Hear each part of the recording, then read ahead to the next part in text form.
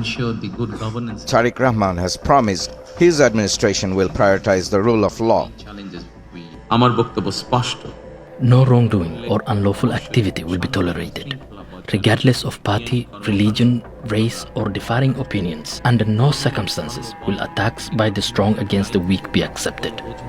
Justice will be our guiding principle.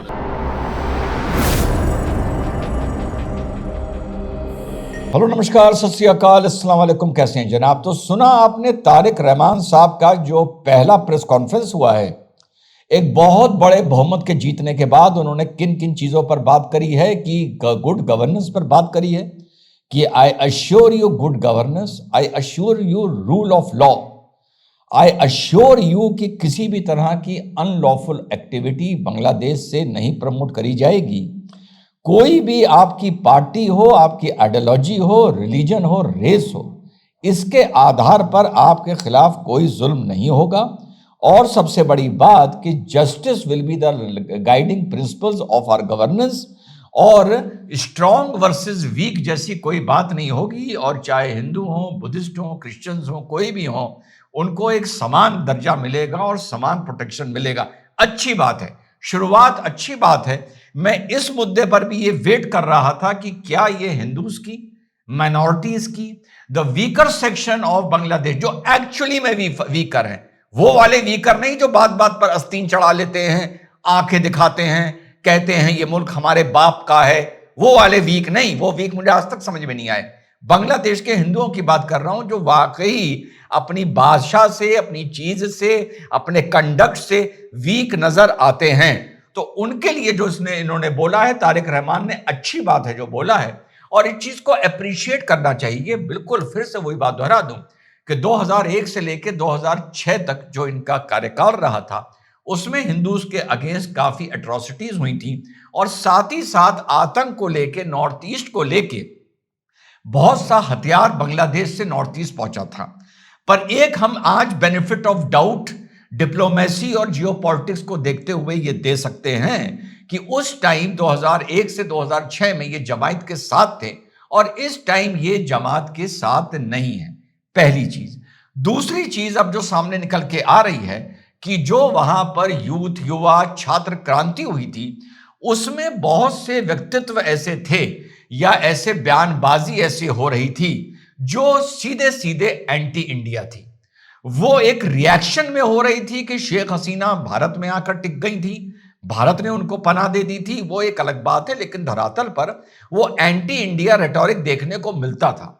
तो जो ये नेशनल सिटीजन पार्टी थी बांग्लादेश की, जो वहां पर क्रांतिकारी युवाओं ने बनाई थी, उसका तो वाकई बहुत बुरा हाल हुआ है। बांग्लादेश के चुनाव में जमात ने तो फिर भी सांस ले लिया है, जैसा मैंने इसके पहले आप लोगों को बताया था। यानी बांग्लादेश के चुनाव में जेन जी का जो एक पूरा माइंडसेट था कि हमारा इतने सीट्स जीत के आएंगे, इंटरिम गवर्नमेंट में आपने देखा था यूनुस के दाएं बाएं जेन जी के ही लोग खड़े होते थे, वो सफाया हो गया है। अब वो सफाया भाई कैसे हुआ है?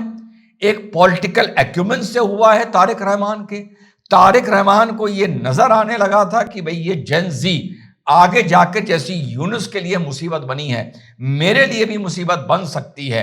अब ये बातें धीरे धीरे जब इस इलेक्शंस के बारे में राइट अप और एक्सपर्ट्स ओपिनियन लोकल लोगों के, वहां पर लोकल जर्नलिस्ट के आने शुरू होंगे, तो ये बात सामने आएगी। लेकिन हाँ, इतना तय है कि जेन जी का वहां पर सफाया हो गया है। अगला डेवलपमेंट यह है कि नरेंद्र मोदी जी को भी इनवाइट आया है इनकी ओथ टेकिंग सेरेमनी का, जो 17 फरवरी में को बताई जा रही है।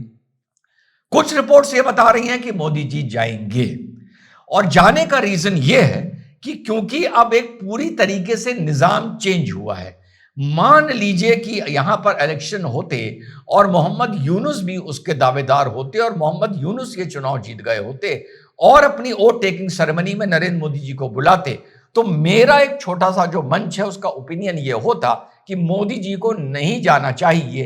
इतनी जल्दी एक चीज को आयरन आउट या नॉर्मलाइज नहीं करना चाहिए, जिस तरह से यूनुस के टाइम पर बयानबाजियां हुई हैं और बांग्लादेश में माइनॉरिटीज के साथ हरकतें हुई हैं। लेकिन एक पूरा नए तरीके से एक निजाम आया है, इस बारे में मानता हूं कि यस मोदी जी को भी जाना चाहिए, पर एक प्री सेट जो प्रोग्राम था मोदी जी का, उसमें भी वर्ल्ड डिग्निटरीज आ रहे हैं।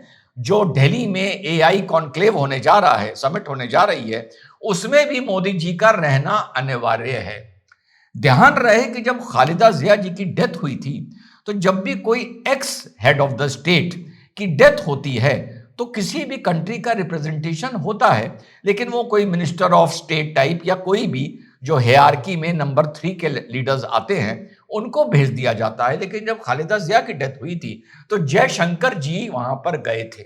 वो भी एक बहुत अच्छा एक जेस्चर था भारत की तरफ से। तो अब ये देखना है कि इसमें कौन कौन लोग आ रहे हैं, क्योंकि ये एक वोट टेकिंग सेरेमनी है। इसमें जरूरी है कि बहुत पूरी दुनिया से लोग बुलाए जाएंगे, मिडिल ईस्ट के आएंगे, पाकिस्तान के भी जाएंगे। लेकिन हाँ, मोदी जी को इनवाइट आना कहीं ना कहीं पाकिस्तान के लिए, अगर बाल बराबरी कहें, एक झटका जरूर है। यूनुस ने जो एंट्री पाकिस्तान को बांग्लादेश में दे दी थी, आईएसआई को जो दे दी थी, उनकी मिलिट्री को जो दे दी थी, उससे जमात स्ट्रांग हो रही थी। यह तय बात था कि आईएसआई जितना बांग्लादेश में स्ट्रांग होती, उतना बांग्लादेश में जमात स्ट्रांग होती।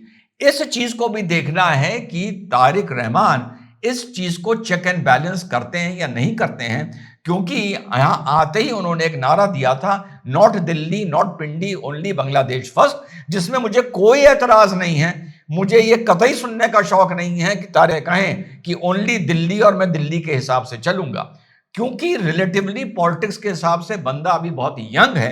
मुझे नहीं लगता ये पाकिस्तान को इतना फ्री हैंड देगा जितना हमको अभी यूनुस के टाइम पर साथियों देखने के लिए मिला था। तो मोदी जी का इनवाइट एक अच्छी पहल है, लेकिन यह भी ध्यान रखना है कि बांग्लादेश पे कितने बिलियन डॉलर्स का डेट है। कौन सा डेट है? Belt and road initiative China का डेट है। इनवाइट तारिक रहमान जिसको करते हैं वो एक अलग लिस्ट बनती है। ऐसे मौके पे, ऐसी ओस सेरेमनी के बाद एक चीज पर नजर रखी जाती है, वो आज बता दूं आप लोगों को। देखिए, मोदी जी को तारिक रहमान ने इनवाइट कर लिया, तो मैं उनमें उन कमेंटेटर्स में से नहीं हूं। अब आप लोग मुझे समझ में आए होंगे कि भारत ने मार दिया छक्का, पाकिस्तान के छूटे पसीने, नहीं। बस इतना कह रहा हूं कि मोदी जी के इनवाइट की वजह से कहीं ना कहीं एक कंपन ऑफ नर्वसनेस या एक निराशा पाकिस्तान में जरूर आई होगी। बस इतना मेरा इस पर ओपिनियन है।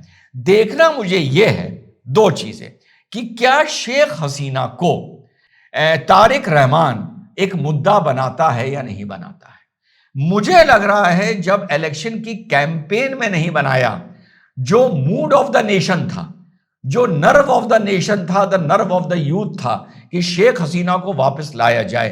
प्रथम दृष्टिया मुझे लग रहा है, और यह मैं बात बार बार दोहरा रहा हूं, कि तारिक रहमान में अगर पॉलिटिकल एक्यूमेन होगा, जो नजर आ रहा है कि है, वो शेख हसीना को बांग्लादेश में जाकर लाकर जेल में नहीं रखेगा। पहली चीज मुझे ये देखनी है। दूसरी चीज मुझे ये देखनी है कि अब जो तारिक रहमान, और ये सब लीडर्स के साथ होता है, जो तारिक रहमान का पहला डिप्लोमेटिक या जियोपॉलिटिकल टूर होगा आउटसाइड बांग्लादेश, वो कहां का होगा? अमेरिका का होगा, चाइना का होगा, इंडिया का होगा या पाकिस्तान का होगा? वो एक आने वाली नीति को, सब लीडर्स के साथ ये है, वो एक आने वाली नीति को बांग्लादेश की सामने लाकर खड़ा करेगा कि बांग्लादेश का रुझान किस तरफ तारिक रहमान का नजर आ रहा है। जॉब्स की बात की है, गारमेंट्स के अलावा इंडस्ट्री को खड़ा करने की बात की है।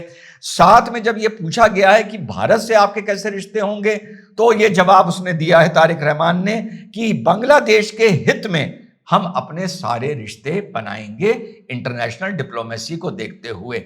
चलते चलते फिर से दो बात दोहरा दूं, कल जो आप लोगों ने पसंद करी थी, इस मारे फिर से बात दोहरा रहा हूं। दो बातें, शेख हसीना को भारत में पनाह मिली, वेरी गुड, मिलनी चाहिए थी, she should be safe and sound here. इसी तरह अगर तस्लीमा रहमान को मिली, तस्लीमा नसरीन को मिली, कोई बात नहीं, मिलनी चाहिए थी, she should be safe and sound here. Bharat की सरजमी पर बैठकर इन दोनों महिलाओं को ना भारत की पॉलिटिकल बात, सोशल बात, सोशियो रिलीजियस बात में कोई भी कमेंट करना चाहिए। सब बता दूं, सब बता दूं, चार मीनारा का भले कर ले जो मेरा जानी दुश्मन है, ठीक, ये ना करें पहला, और यहां की सरजमी पर बैठकर अब बांग्लादेश की पॉलिटिक्स के बारे में यहां को भारत को लॉन्चिंग पैड ना बनाएं। ये चीज भारत को स्ट्रिक्टली जिप अप जिसको बोला जाता है कह देना चाहिए। भारत में रहना है तो जिप करके रहो, बांग्लादेश की राजनीति को लेकर यहां भारत को लॉन्चिंग पैड ना बनाओ।